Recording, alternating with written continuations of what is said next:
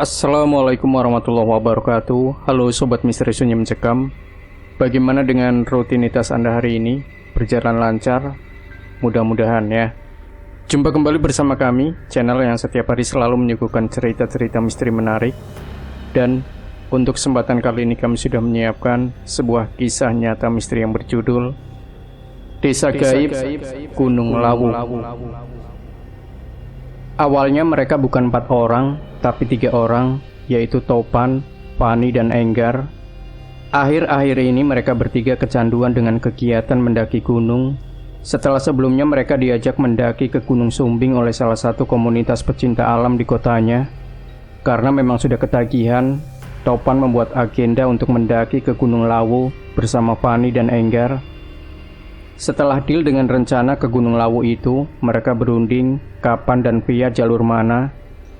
Fani memberi saran agar mendaki ke Gunung Lawu via Cemoro Sewu aja, karena jalur itu lebih terkenal ramai oleh pendaki. Tapi Topan kurang setuju. Dia menyarankan mendaki ke Gunung Lawu via Candi Ceto aja, biar lebih menantang. Karena setahu Topan, jalur Ceto lebih asri dan masih kental akan hal mistisnya. Topan memang orangnya cukup nekat dalam melakukan sesuatu, dan mereka pun setuju dengan saran dari Topan. Setelah berunding soal jalur mereka, lanjut berunding kapan mereka akan berangkat. Berhubung 1 minggu kemudian tepat masuk bulan Suro, Enggar memberi usul agar berangkatnya nanti Pasuruan aja, karena setahu Enggar, Gunung Lawu akan ramai saat bulan Suro. Akhirnya semua rencana sudah deal, karena waktu itu mereka ini hanya ada 3 orang. Topan meminta pada yang lain untuk mengajak 1 teman lagi untuk ikut, dengan tujuan agar tidak ada yang berkendara sendiri nantinya, mengingat mereka nanti akan mengendarai motor. 3 hari sebelum hari keberangkatan, Fani memberitahukan pada teman-temannya kalau nanti ada 1 temannya yang mau ikut, tapi sebelumnya temannya ini belum pernah mendaki gunung, alias masih sangat pemula. Singkat cerita, tibalah hari pemberangkatan. Mereka janjian untuk berkumpul di rumahnya Fani. Topan berangkat dan menjemput Enggar ke rumahnya dulu. Baru setelah itu mereka berdua menuju ke rumahnya Fani. Sesampainya di rumahnya Fani, terlihat di situ sudah ada Fani dan 1 temannya yang akan ikut itu. Kemudian Fani memperkenalkan temannya itu pada Topan dan Enggar. Sebut saja temannya Fani itu adalah Agus. Di rumah Fani mereka membagi peralatan yang akan dibawa nanti. Nah, berhubung waktu itu Agus ini masih dibilang pemula, mereka tidak memberi Agus beban berat. Dia hanya membawa perlengkapan pribadinya saja. Tenda dan peralatan masak masuk ke dalam carrier-nya Topan, karena di antara mereka berempat, bisa dibilang Topan ini yang paling strong. Dia juga sudah terbiasa membawa beban berat di pendakian-pendakian sebelumnya. Setelah semua sudah terpacking, mereka pamit sama ibunya Fani dan mencium tangannya satu persatu.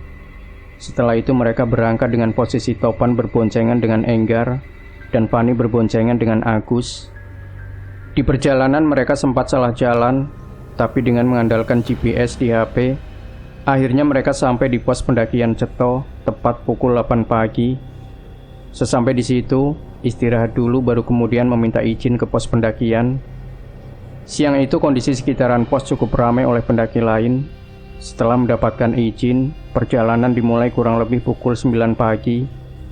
Mereka berjalan membuntuti rombongan pendaki lain yang berjumlah 2 orang. Di awal-awal perjalanan, mereka tidak ada kendala apapun, hingga sampailah mereka di pos 1. Di pos 1 itu mereka istirahat, sedangkan 2 pendaki yang mereka buntuti tadi lanjut berjalan. Ketika sedang istirahat di pos 1 itu, Agus terlihat ngos-ngosan. Ya, karena mungkin ini adalah pendakian pertamanya. Melihat itu Topan memberinya semangat. "Ayo Gus, semangat Gus. Di puncak ada minimarketnya," ucap Topan bercandain Agus agar dia semangat. Tidak lama beristirahat di pos 1, terlihat ada 1 rombongan yang berjumlah 3 orang yang baru datang dan baru sampai di pos 1. Mereka rombongan itu tidak istirahat dan lanjut jalan sambil menyapa Topan dan rombongannya. "Monggo mas," ucap salah satu pendaki itu, dan Topan pun membalasnya, "Ince, monggo." Kemudian Topan mengajak teman-temannya untuk melanjutkan perjalanan.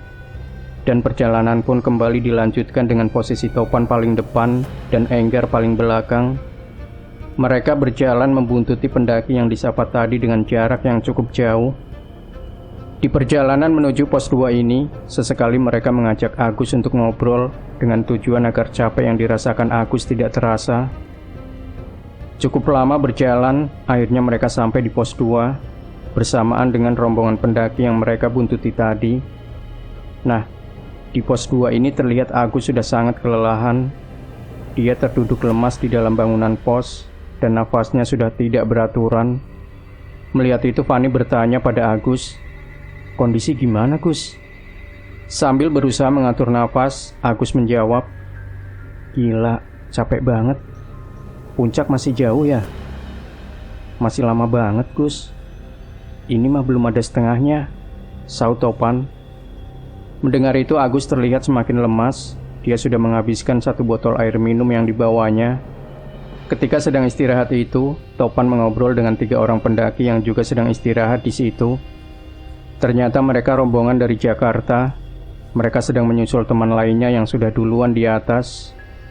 Sekitar 20 menit istirahat, rombongan asal Jakarta itu pamit untuk jalan duluan. Melihat itu, Topan juga mengajak temannya untuk melanjutkan perjalanan. Dengan berat hati Agus berdiri dari duduknya dan mengumpulkan semua tenaganya untuk melanjutkan perjalanan. Perjalanan menuju ke selanjutnya ini, mereka bareng dengan 3 orang asal Jakarta itu. Tapi waktu itu jalan Topan dan teman-temannya ini sangatlah lambat karena mengimbangi langkah Agus yang waktu itu terlihat sudah sangat kelelahan. Hingga akhirnya Topan dan teman-temannya tertinggal jauh oleh 3 orang asal Jakarta tadi.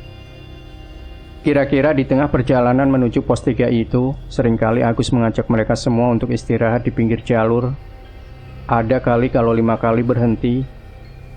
Nah, di sini sebenarnya Topan sedikit kesal karena sebentar-sebentar harus berhenti, tapi dia berusaha menyimpan emosinya itu karena mengingat Agus ini masih sangat pemula. Ketika berhenti yang kelima kalinya, akhirnya Topan ini tidak bisa menahan kesalnya karena waktu itu Topan membawa beban yang paling berat, dan kalau keseringan berhenti, itu akan membuat Topan juga kelelahan. Dengan nada sedikit kesal dia bilang ke Agus, "Ayo Gus, jangan sering-sering berhenti, ntar malah capek." Agus yang memang sudah benar-benar sangat kelelahan, dia bilang, "Kalian kalau mau duluan aja nggak apa-apa, aku jalan pelan-pelan." Jawab Agus yang sepertinya juga sedang menahan emosi. Mendengar itu Enggar menyaut, "Sudah nggak apa-apa, santai aja. Lagian juga masih siang kan?" Akhirnya Topan ngalah. Dia berusaha mengimbangi Agus, walaupun sebenarnya beban yang dibawanya ini akan terasa semakin berat kalau keseringan berhenti. Setelah cukup lama istirahat, perjalanan kembali dilanjutkan. Pelan-pelan akhirnya mereka sampai di pos 3. Di pos 3 itu ada beberapa pendaki lain yang juga sedang istirahat, termasuk rombongan asal Jakarta yang mereka temui di pos 2 tadi. Nah, di pos 3 itu bisa dibilang Agus ini hampir nyerah. Nafasnya benar-benar sudah tidak beraturan. Seringkali dia bilang ke Fani agar mendirikan tenda di sini aja. Melihat kondisi Agus yang seperti itu, mereka berunding. "Pan, gimana nih? Agus kayaknya udah gak kuat lagi," ucap Fani pada Topan. Lalu Topan menjawab, "Nggak apa-apa, santai aja. Sebentar lagi sampai di pos 5 kok. Ntar kita camp di sana." Di pos 3 mereka istirahat cukup lama hingga satu persatu pendaki yang ada di situ bergerak melanjutkan perjalanannya. Melihat waktu yang sudah menjelang sore, Topan mengajak yang lain untuk melanjutkan perjalanan dengan tujuan agar segera bisa sampai di pos 5 dan mendirikan tenda di sana. Seringkali dia memberi semangat pada Agus. "Ayo Gus, semangat. Sebentar lagi sampai di pos 5 kok. Dan kita camp di sana." Perjalanan kembali dilanjutkan. Tapi yaitu, sebentar-sebentar mereka berhenti untuk mengimbangi langkah Agus. Nah, kira-kira di pertengahan antara pos 3 menuju pos 4, tepatnya ketika berhenti di pinggir jalur, Topan ini merasa semakin kesal sama Agus yang seringkali meminta berhenti. Tapi dia tidak mengucapkan secara langsung kekesalannya ini. Merasa kalau semakin sering berhenti malah semakin capek, Topan berinisiatif untuk berjalan duluan. Dia bilang sama teman-temannya, "Rek, aku jalan duluan ya, pelan-pelan. Soalnya kalau keseringan berhenti, ini tasku malah semakin berat." Memang sih, beban yang ada di tasnya Topan itu memang yang paling berat di antara yang lain. Menyadari hal itu, Fani dan Enggar mempersilahkan Topan untuk jalan duluan dan memintanya untuk menunggu di pos 4. Topan kemudian bergegas jalan dulu dengan pelan dan meninggalkan teman-temannya yang masih istirahat di pinggir jalur. Nah, ketika sedang berjalan sendiri itu, Topan bertemu dengan satu rombongan yang tadi juga istirahat di pos 3. Mereka sedang istirahat di pinggir jalan. Topan menghampiri para rombongan itu. Kemudian salah satu rombongan itu bertanya pada Topan, "Loh mas, perasaan tadi berempat, kok sekarang sendirian?" "Iya mas, mereka istirahat di belakang karena kecapean," jawab Topan. Belum lama berhenti rombongan itu kemudian melanjutkan perjalanan, dan Topan pun ikut jalan bareng mereka hingga sampai di pos 4. Di pos 4, Topan istirahat cukup lama untuk menunggu teman-temannya yang masih di belakang. Dia juga mempersilahkan rombongan yang tadi bareng dengannya untuk berjalan duluan. Karena lama menunggu, teman-temannya tidak juga sampai. Topan mengeluarkan alat masaknya untuk membuat kopi. Lama menunggu, tapi teman-temannya itu tidak kunjung sampai. Di sini Topan merasa sedikit khawatir, takut terjadi apa-apa dengan temannya itu. Tidak lama kemudian, ada satu rombongan yang baru sampai di pos 4, dan Topan bertanya pada mereka, "Mas, tadi lihat ada 3 pendaki yang juga sedang naik nggak? Salah satunya pakai tas biru dan pakai topi." Salah satu dari mereka menjawab, "Oh iya, udah deket kok. Bentar lagi juga sampai." Mendengar itu Topan merasa lega, karena setidaknya tidak terjadi apa-apa sama teman-temannya. Mereka para rombongan itu hanya istirahat sebentar di pos 4, kemudian lanjut jalan lagi. Setelah kurang lebih 1 jam menunggu, akhirnya kelihatan tuh teman-temannya Topan sampai di pos 4 dengan keadaan Agus yang sudah sempoyongan. Sesampai di situ, Topan membuatkan teman-temannya kopi. Dia bilang sama Agus, "Gimana Gus? Aman?" Agus hanya mengacungkan jari jempolnya, lalu Topan lanjut bilang, "Tenang Gus, ntar kalau sudah sampai di puncak, pasti akan kebayar semua." Setelah kopi sudah habis, Topan mengajak yang lainnya untuk lanjut berjalan lagi. Agus yang masih nyaman dengan istirahatnya meminta untuk camp di sini aja, tapi Topan tidak mau. Dia masih bersikukuh lanjut jalan, karena menurut Topan tanggung kalau camp di sini, mengingat habis ini sudah sampai di pos 5. Melihat Agus yang masih nyaman dengan istirahatnya, Topan tidak bisa memaksa. Merasa kedinginan karena sudah terlalu lama berhenti di pos 4, dan mengingat waktu itu hari sudah akan hampir gelap, Topan berinisiatif untuk lanjut jalan dulu lagi. "Rek, aku jalan duluan ya. Ntar sampai di pos 5 aku langsung diriin tenda dan masak, biar Agus bisa langsung makan dan istirahat," ucap Topan pada teman-temannya. Lalu Enggar menjawab, "Jangan Pan, kita bareng aja. Ntar kalau ada apa-apa di jalan, gimana?" "Tenang aja, lagian kan ramai pendaki yang naik. Ntar juga ketemu orang di jalan," jawab Topan. Memang sih, di gunung itu kalau terlalu sering diem dan tidak ada aktivitas, itu akan membuat suhu terasa semakin dingin. Akhirnya mereka mempersilahkan Topan untuk jalan dulu lagi, dan memintanya agar segera mendirikan tenda sesampai di pos 5 nanti. Topan kemudian membereskan alat masaknya dan pamit sama teman-temannya untuk lanjut berjalan duluan. Entah bisa dibilang Topan ini egois atau gimana. Yang jelas dia ini tidak bisa kalau lama-lama berhenti karena dingin.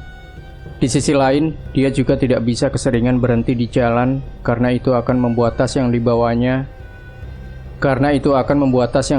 ini terasa semakin berat.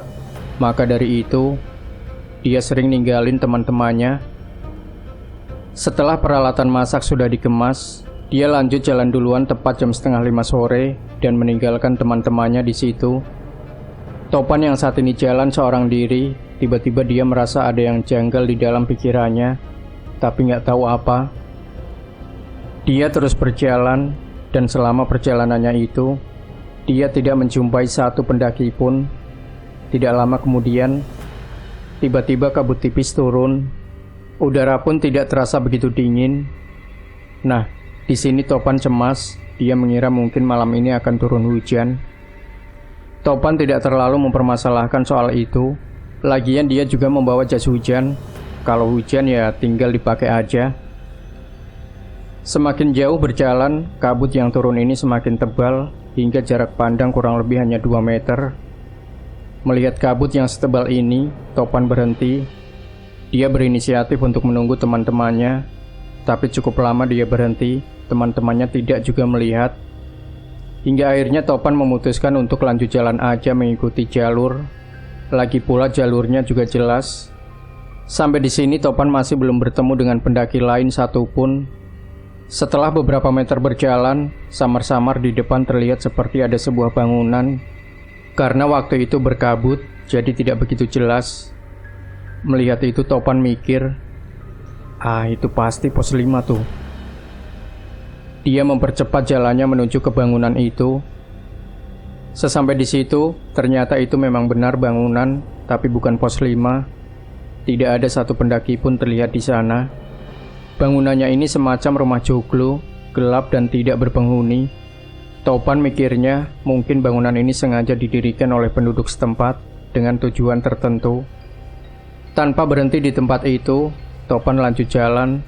Setelah beberapa meter berjalan, di depan kelihatan lagi tuh seperti sebuah gapura.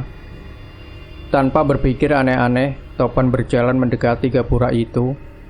Dia mikirnya mungkin itu pos 5 yang memang ditandai dengan gapura.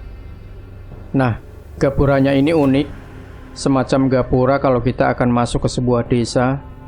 Dan di atasnya ini terdapat sebuah ukiran yang membentuk lambang api. Topan tidak tahu itu lambang apa. Topan terus berjalan masuk ke gapura itu. Beberapa meter setelah masuk, di depan terlihat ada beberapa bangunan lagi. Dan beberapa orang sedang mondar-mandir. Topan mikirnya, ini pasti pos 5. Karena terlihat banyak pendaki lain. Setelah didekati, ternyata itu bukan pos 5, lebih tepatnya seperti sebuah perkampungan. Melihat semua ini Topan mikir, kok bisa ada perkampungan ya? Apa jangan-jangan ini yang dinamakan kampung gaib? Awalnya Topan berpikir seperti itu, tapi melihat orang-orangnya seperti orang biasa, Topan tidak berpikir sampai ke sana dulu. Dia berjalan menyusuri beberapa bangunan yang seperti rumah joglo itu dan mengabaikan orang-orang yang sedang mondar-mandir di sekitarnya. Beberapa meter kemudian, terlihat beberapa orang yang ada di situ jalan berbondong-bondong, sepertinya akan pergi ke suatu tempat. Berbarengan dengan itu, sayup-sayup terdengar ada suara gamelan dari kejauhan. Sepertinya suara itu berasal dari sebelah kanan. Melihat orang-orang yang berbondong-bondong itu, Topan bertanya sama salah satu orang, Pak, ini kok pada rame-rame mau kemana ya?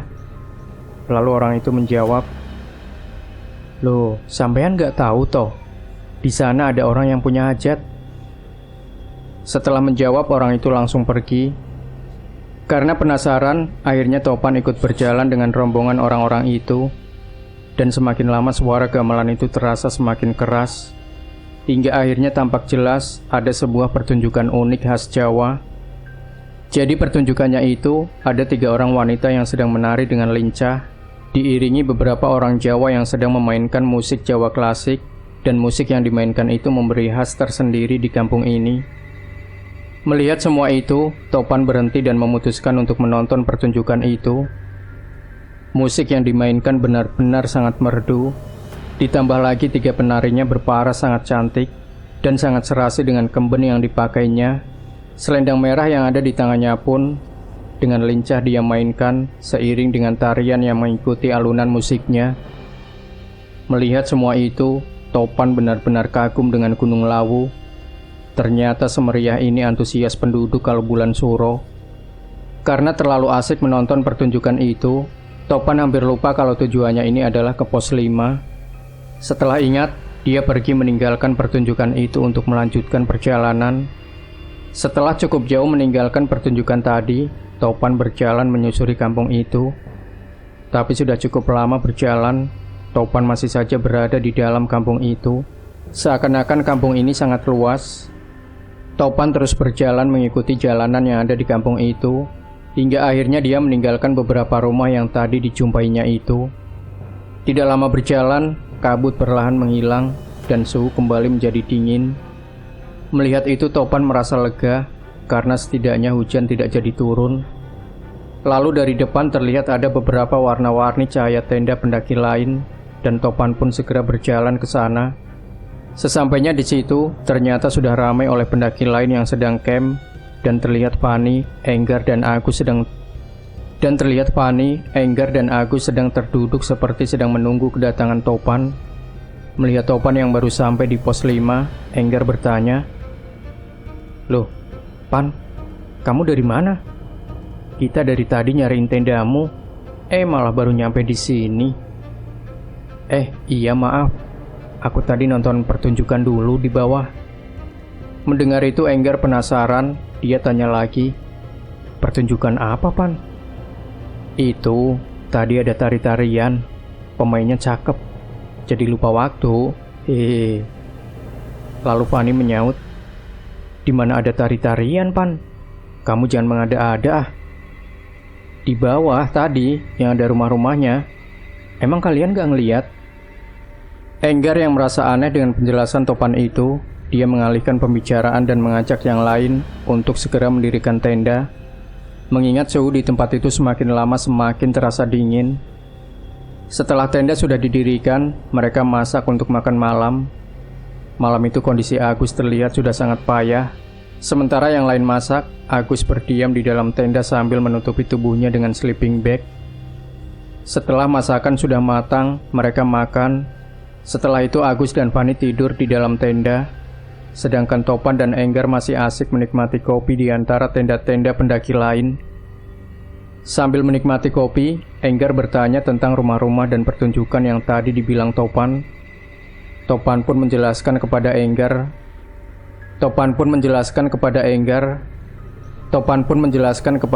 secara detail tentang apa yang dilihatnya barusan. Lalu Enggar memberitahu Topan kalau mungkin semua yang dilihat Topan tadi itu adalah gaib, karena nggak mungkin ada sebuah perkampungan di tengah gunung seperti ini. Ditambah lagi pertunjukan khas Jawa seperti apa yang sudah diceritakan Topan. Mendengar itu Topan sedikit tidak percaya, karena menurut Topan semua itu terlihat nyata. Begitupun dengan orang-orang yang ada di kampung itu. Karena Topan ini tidak percaya, Enggar meminta pada Topan, "Gini deh Pan, besok tunjukin kampung itu sama aku. Kalau tidak ada, berarti itu emang benar kampung gaib." Akhirnya oke, Topan berencana menunjukkan kampung itu pada Enggar besok kalau turun. Dan Enggar meminta pada Topan agar merahasiakan ini pada Fani dan Agus sebelum nanti Topan bisa menunjukkan kampung itu pada Enggar. Karena malam semakin larut dan suhu juga semakin dingin, mereka berdua memutuskan untuk masuk ke tenda kemudian tidur. Keesokan harinya, mereka semua bangun dan pagi itu Agus sudah terlihat lebih sehat dari sebelumnya. Pagi itu mereka bertanya pada Agus, apa masih kuat kalau lanjut ke puncak. Agus yang merasa dirinya belum begitu fit, sebenarnya tidak ingin melanjutkan perjalanan ke puncak. Tapi mengingat perjalanan ke puncak itu, mereka tidak membawa beban apapun. Akhirnya Agus mau untuk lanjut jalan ke puncak. Di sisi lain, sayang kan, udah jauh-jauh sampai di sini, tapi nggak sampai puncak. Setelah selesai sarapan, mereka packing peralatan yang akan dibawa ke puncak. 1 botol air dan perlengkapan penting lainnya dimasukkan ke dalam tasnya Agus yang ukurannya lebih kecil. Kemudian tas itu digendong. Topan berjalan menuju puncak. Di perjalanan menuju ke puncak, Agus terlihat lebih baik dari kemarin. Dia tidak sering-sering berhenti di tengah jalur. Dan singkat cerita sampailah mereka di puncak Gunung Lawu tanpa ada kendala apapun. Siang itu di puncak terlihat sangat keren. Topan dan yang lain merasa sangat senang, terutama Agus yang baru pertama kalinya mendaki gunung dan melihat pemandangan sebagus ini. Setelah cukup lama dokumentasi, mereka kembali turun dan mampir di area Hargo Dalem untuk istirahat sebentar. Di Di area itu terlihat cukup ramai oleh pendaki lain, begitu juga dengan pendaki spiritual dengan tujuan tertentu. Melihat situasi yang cukup ramai, Topan benar kagum dengan Gunung Lawu. Ternyata Gunung Lawu emang benar-benar keren, terutama kalau bulan suro kayak gini. Setelah cukup istirahat di Argo Dalam, mereka kembali turun ke tempat ngecamp. Sesampai di tenda mereka santai-santai dulu dan membuat kopi sebelum nanti lanjut berjalan turun. Nah, setelah cukup puas istirahat, mereka berkemas. Setelah itu lanjut berjalan turun. Mereka berjalan dengan sangat santai sambil sesekali ngobrol membahas keindahan pemandangan di puncak tadi. Hingga tidak terasa sampailah mereka di pos 4. Dan di perjalanan turun itu, Agus sudah tidak tampak kelelahan seperti naik kemarin. Sesampai di pos 4 itu, Enggar berbisik pada Topan, "Pan, mana kampungnya?" Mendengar pertanyaan itu, Topan baru ingat kalau tadi dia ini mau menunjukkan kampung itu pada Enggar. Tapi sejak perjalanan dari pos 5 menuju ke pos 4 tadi, dia tidak melihat ada kampung yang semalam dilihatnya. Dia bilang pada Enggar, "Oh iya Enggar, aku lupa. Tapi kok aku nggak ngelihat ada apa-apa ya?" "Nah kan, aku bilang juga apa. Itu kampung gaiban," jelas Enggar. "Masa sih? Tapi kok kayak nyata gitu ya?" tanya Topan penasaran. "Emang kehidupan mereka sama seperti kehidupan kita, hanya saja beda alam," jelas Enggar. Mendengar itu, Topan sedikit merinding kalau ternyata kampung dan pertunjukan semalam itu adalah gaib. Untungnya Topan bisa keluar dari alam itu tanpa kendala apapun. Setelah cukup istirahat di pos 4, mereka lanjut berjalan turun. Dan singkat cerita, sampailah mereka kembali di pos perjalanan tanpa ada kendala apapun. Sampai di situ mereka istirahat sebentar, kemudian lanjut berkendara pulang dengan selamat. Nah, pelajaran yang bisa kita ambil dari pendaki yang sopan dan teman-temannya, kalau bisa dalam kondisi apapun itu, kalau di gunung jangan sampai kita ini ninggalin temen. Ntar kalau ada apa-apa di jalan, kita mau minta tolong siapa? Beruntung kamu tidak terjadi apa-apa. Kalau kenapa-napa, gimana kan? Demikian Sobat Misteri Sunyi Mencekam. Jangan lupa berikan komentar Anda, like, share video ini, subscribe channel Sunyi Mencekam, dan nantikan kembali cerita-cerita misteri terbaru dari kami. Wassalamualaikum warahmatullahi wabarakatuh.